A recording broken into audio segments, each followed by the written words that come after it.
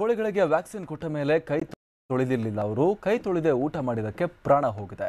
ಕೋಳಿ ಫಾರಂನಲ್ಲಿಯೇ 4 ಕೊನೆಸಿದ್ದಾರೆ. ಬೊಮ್ಮರಸಿನಪೇಟೆಯ ಕೋಳಿ ಫಾರಂನಲ್ಲಿ ನಡೆದಿರುವಂತಹ ಘಟನೆ ತೆಲಂಗಾಣದ ಮೆಡ್ಚಲ್ ಜಿಲ್ಲೆಯ ಬೊಮ್ಮರಸಿಪೇಟೆ ಈ ದುರಂತಕ್ಕೆ ಸಾಕ್ಷಿಯಾಗಿದೆ. ಮಹೇಂದ್ರ ರೆಡ್ಡಿ, ಅರವಿಂದ ಮಹೇಶ, ಶಿವಕುಮಾರ್ ಸಾವನ್ನಪ್ಪಿದ್ದಾರೆ. ಮೃತರು ಮೆಹಬೂಬ್ ನಗರ ಜಿಲ್ಲೆಯ ವೆಂಕಟಾಪುರದವರು ಅಂತ ಹೇಳಿ ಈಗ ಗೊತ್ತಾಗ್ತಾ ಇದೆ. 4 ಯುವಕರ ಸಾವಿನ ಸುತ್ತ ಸಾಕಷ್ಟು ಅನುಮಾನ ಕೂಡ ಈಗ ಇದೆ.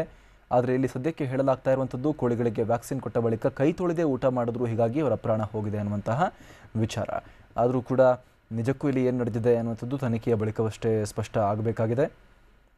ಆದರೆ ಈಗ ಆಲ್ರೆಡಿ 4 ತಮ್ಮ ಪ್ರಾಣವನ್ನು ಕಳ್ಕೊಂಡು ಆಗಿದೆ ಈ ದುರಂತಕ್ಕೆ ಸಂಬಂಧಪಟ್ಟ ಹಾಗೆ. ಬೊಮ್ಮರಸಿಪೇಟೆಯ ಕೋಳಿ ಫಾರ್ಮ್ನಲ್ಲಿ ನಡೆದಿರುವಂಥ ಘಟನೆ ಇದು. ತೆಲಂಗಾಣದ ಮೆಡ್ಚಲ್ ಜಿಲ್ಲೆಯ ಬೊಮ್ಮರಸಿಪೇಟೆ.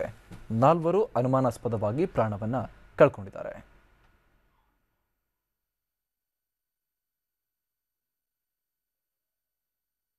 ಕೋಳಿಗಳಿಗೆ ವ್ಯಾಕ್ಸಿನ್ ಕೊಟ್ಟ ಮೇಲೆ ಕೈ ತೊಳೆದೇ ಅವರು ಊಟವನ್ನು ಮಾಡಿದ್ದಕ್ಕೆ ಈ ರೀತಿಯಾಗಿ ಆಯಿತು ಅನ್ನುವಂಥ ಒಂದು ಅನುಮಾನವನ್ನು ಈಗ ವ್ಯಕ್ತಪಡಿಸಲಾಗ್ತಾ ಇದೆ. ಆದರೆ ಅಷ್ಟಕ್ಕೆ ಇಷ್ಟು ದೊಡ್ಡ ಪ್ರಮಾಣದಲ್ಲಿ ಆಗುತ್ತಾ, ಯಾವ ಥರದ ವ್ಯಾಕ್ಸಿನ್ ಎಲ್ಲವೂ ಕೂಡ ಇನ್ನಷ್ಟೇ ಅಲ್ಲಿ ಸ್ಪಷ್ಟವಾಗಬೇಕಾಗಿರುವಂಥ ವಿಚಾರ. ತೆಲಂಗಾಣದ ಮೆಡ್ಚಲ್ ಜಿಲ್ಲೆಯ ಬೊಮ್ಮರಸಿಪೇಟೆಯಲ್ಲಿ ಆಗಿರುವಂಥ ಘಟನೆ. 4 ಮಹೇಂದ್ರ ರೆಡ್ಡಿ, ಅರವಿಂದ, ಮಹೇಶ, ಶಿವಕುಮಾರ್ 4 ಪ್ರಾಣವನ್ನು ಕಳ್ಕೊಂಡಿದ್ದಾರೆ.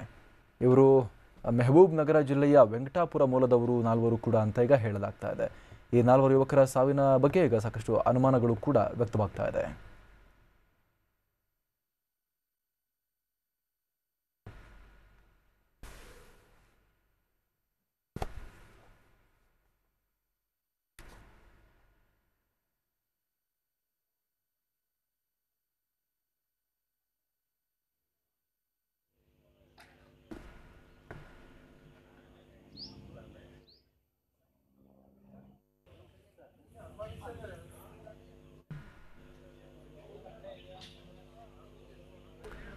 ಇಲ್ಲಿ ಈಗ ಸದ್ಯಕ್ಕೆ ಹೇಳಲಾಗ್ತಾ ಇರುವಂಥದ್ದು ಕೋಳಿಗಳಿಗೆ ವ್ಯಾಕ್ಸಿನನ್ನು ಕೊಟ್ಟಿದ್ರು ಅವರು. ಆ ವ್ಯಾಕ್ಸಿನ್ ಕೊಟ್ಟ ಬಳಿಕ ಇವರು ಕೈ ತೊಳೆಯದೇ ಆಹಾರವನ್ನು ಸೇವಿಸಿದ್ದಕ್ಕೆ ಇವರ ಆಹಾರ ಕೂಡ ವಿಷಾಹಾರ ಆಗಿ ಈ ರೀತಿಯಾಗಿದೆ ಅನ್ನುವಂಥ ಒಂದು ಮಾತನ್ನು ಹೇಳ್ತಾ ಇದ್ದಾರೆ. ಆದರೆ ಅದು ಇನ್ನೂ ಕೂಡ ಪೊಲೀಸ್ ತನಿಖೆಯಿಂದ ಸ್ಪಷ್ಟವಾಗಬೇಕು. ಯಾಕಂದರೆ ಬೇರೆ ಬೇರೆ ರೀತಿಯಲ್ಲಿ ಅನುಮಾನಗಳು ಕೂಡ ಅಲ್ಲಿ ವ್ಯಕ್ತವಾಗ್ತಾ ಇದೆ.